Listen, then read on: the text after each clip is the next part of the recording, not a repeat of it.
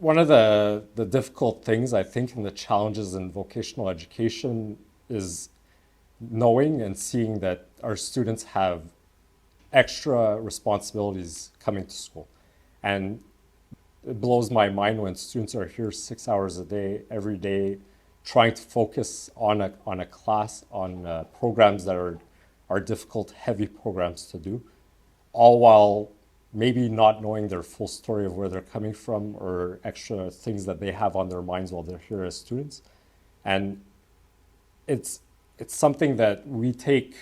so serious here at the school, is knowing that the students, their health, mental well-being, family, their financial situations, with the little resources that we do have with our staff and with everyone here, is to work together as a team,